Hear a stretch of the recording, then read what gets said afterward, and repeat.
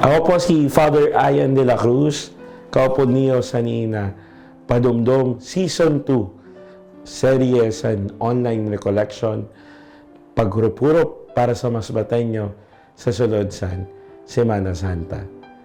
Upudan niyo po ako sa paghurup-hurup sa aton episode 9, mapalad ang mga pobre sa Espiritu, sa inda ang kahadean sa Diyos.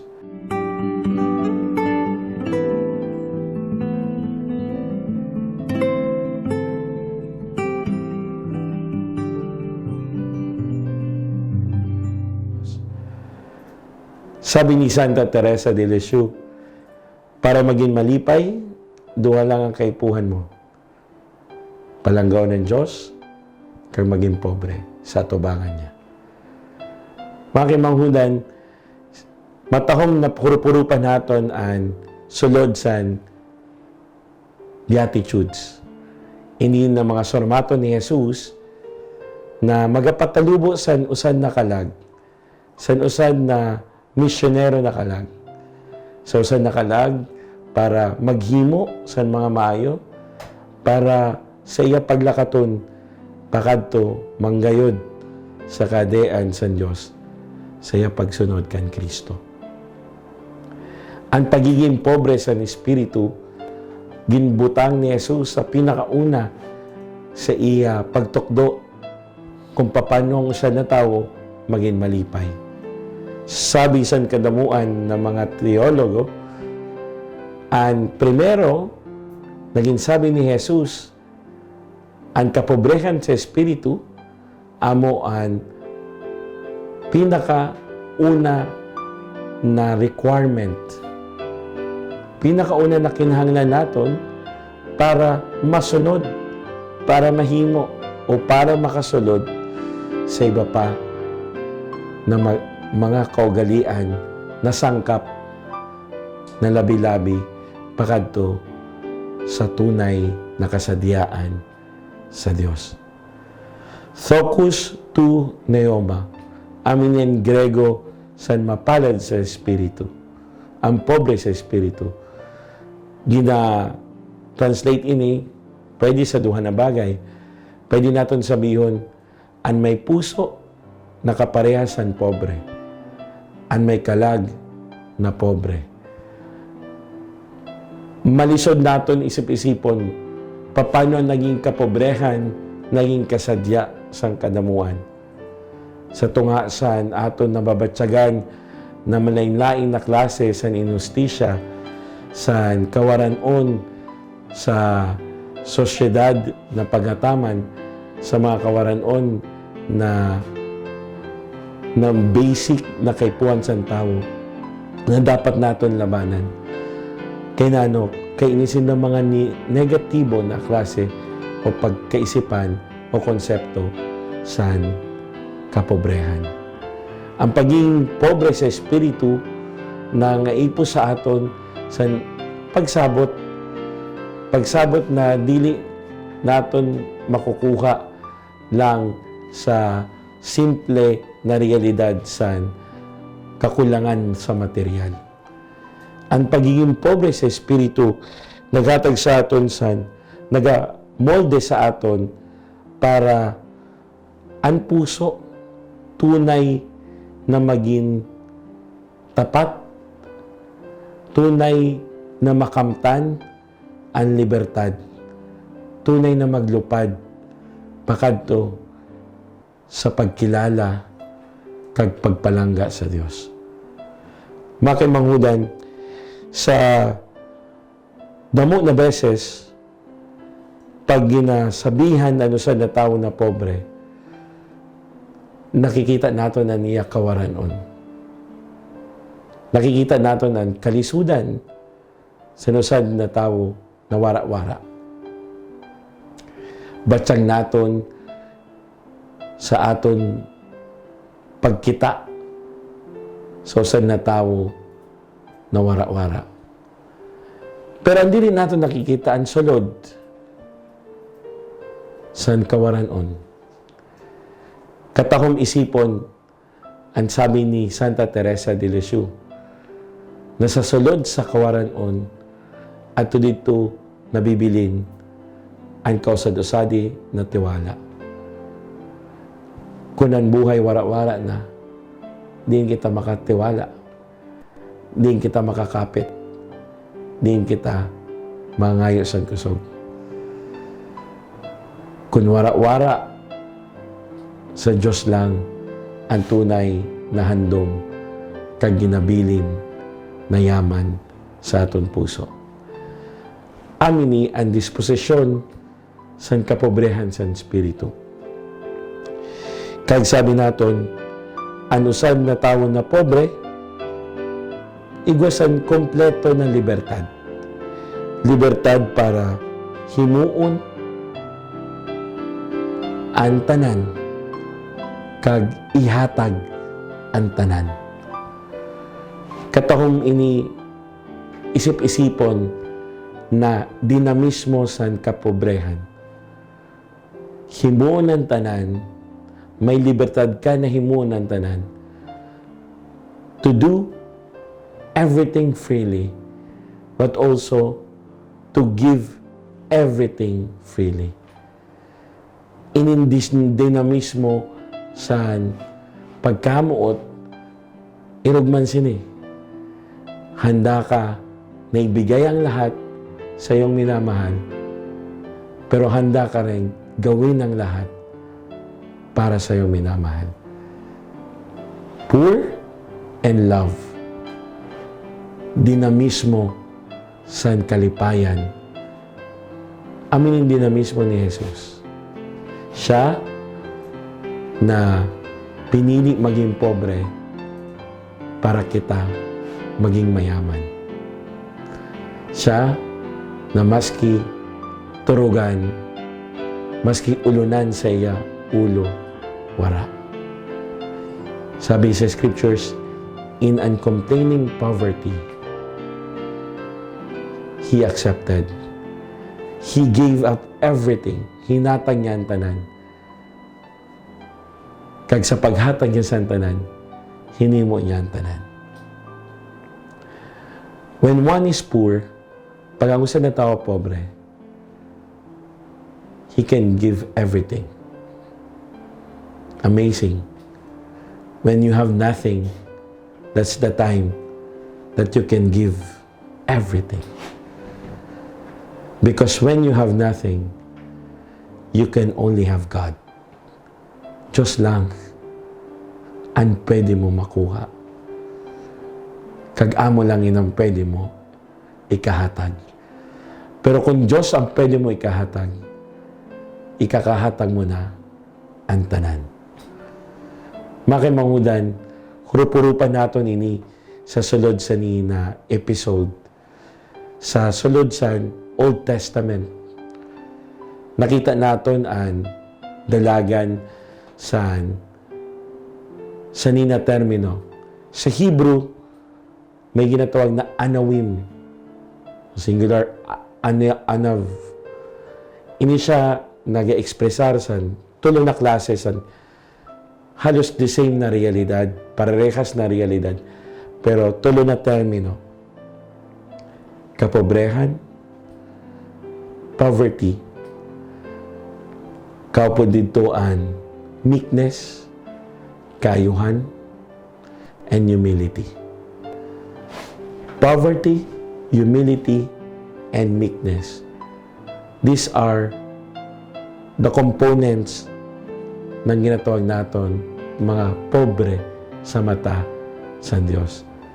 Nagtunang termino sa ang pueblo sa Hudiyo naglimpalayas at sinaya na sa eksilyo sa Babylonia. They have nothing. They were put out of the territory, of their place, of their kingdom, of everything, of their richness, lahat. But for that purpose, mas lalo nila nabatsagan ang pagpalanga kag pagdili pagpabaya sa Dios. And that na termino, nagsabi, they were the chosen ones. Sinda kundiin ginakita sa mga mata sa Diyos. Ano sa natao na pobre? Nakatutok ang Diyos sa iya. Ano sa natao na wara-wara? Ano sa natao naging palayas? Kag walang nabilin sa iya. Ang mata sa Diyos nakatutok sa iya. Amin yan, kalipayan na pwede darhon sa lusan na pobre. Na pwede iasiguro sa lusan na pobre. Na ang Diyos nakatutok sa ako. Ginakita ako. Sa larawan man sa Old Testament pa rin, kita natin ang dalagan man sa pangyari kan Moses. Ginlarawan man si Moses bilang pobre. Pobre because of his humility. Siya pakumbabaan. Di na ini mismo na termino sa pagkanta ni Maria sa pagsabi niya sa Magnificat. He cast the mighty from their thrones. Aton mga nagharataas, ginpahali niya sa trono. Kaging kita ang kapobrehan sa iya surugoon. When we talk about humility, we also talk about poverty. Why poverty? Because aminan punto where there is no arrogance, walang arrogante, puno san kasimplihan, puno san pagbatsyag.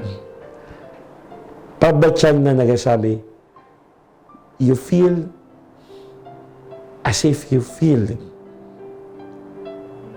that the only thing that is necessary or matters is God. Katahom ini darhon na ekspresyon sa aton buhay espiritual. Sabi isang kadamuan na spiritual fathers, kay puhan ang kalag, magkaigwasan, kasimplihan, pakumbabaan, para makuha kag makasulod sa ginatawag naton na interior life sa buhay na igwa si Kristo. Katahong mga kimanghudan, ini nakapobrehan. Kapobrehan na warang hambog. Ang usan na pobre, dili pwede maging mahambog. When you are poor, you are humble. Sabi ni St. Paul, nanuman ikasiyak ko, nanuman ang ikambog ko. When everything is a waste. Kung ang tanan, basura. Nanuman ikambog ko. When all that I am is a sinner. Ano man ikambog ko? When all that I did is sin. Kapobrehan, kapakumbabaan. Ang paging mabuot, parte sa kapobrehan. Ang tao na pobre, dali-dali maging mabuot. Dali makabatsyag sa kawaranon sa niba. Dali-dali maghatag sa kawaranon kag makilala ang kaipuhan sa niba. Kung nabatyagan mo na dili ka na nagakao, na dili nabatyagan mo kung gaano kahirap dili magkaon san tulog ka beses sa usan na adlaw. Pag may malapit sa imo, ka magsabi sa imo na di siya nakakaon sa tulog ka beses sa usan na adlaw. Batsyag mo yon. You become, when you are poor, kung pobre ka, batsyag mo ang kaipuhan sa niba. So, ang dinamismo is nagiging mabuot ka. Kaya nga nini na tulo na elemento butang sa Old Testament na kapararehas sa termino na anawin. Mga pinili sa Diyos, ang pobre, ang mapakumbaba, ang mabuot. Meek, humble, and poor. Sa sulod sa ni na konteksto, masasabutan ta si Kristo. Siya na pobre. Siya na waran hambog. Siya na mabuot. Sabi niya, "Come to me, follow me, for I am meek and humble of heart." Kay ako mabuot, kay mapakumbabao ang puso. Kay siya pobre. Ang libertad na gamiton, ininakapobrehan, para ipayaman ang iba, para ihatag ang iba, is dinamismo sa Diyos. To be poor in spirit is to do everything freely and to give everything freely. Who is the real poor? Jesus. He does everything for you and He gives freely to you. San nag-istorya san Cardinal Niana si Canta na Mesa sa amon sa usan na symposium, sabi niya, importante ang kapobrehan. Dili kay sabuton na ini sa konteksto sa mga material na bagay, kundi sabuton ini sa konteksto sa ginatawag naton na attachment and detachment. Ano sa natawag na pobre? Detach sa mga bagay. When he is detached sa mga bagay, he is free. Sa mga bagay, kay ang tanan na bagay, nalulupa. Ang tanan na bagay, nasisira. May matahom ini na halimbawa sa scriptures na nagsabi, kita nagalakatong ka na sa mga nalalapa ng imo bado puno na san ulod naan imo bulawan kagan imo plata puno na san kalawang. When gold and silver becomes rusted and everything is left out of nothing. Man's heart, ang puso sa tao, sabi sa nina, na kardinal, si Kardinal Cantalamessa, dili pwedeng ipamutang sa mga nalalapa na bagay. That's why, dili siya pwede ma-attach kay malalapa man aniya puso. Detach sa mga bagay na nalalapa, na nasisira,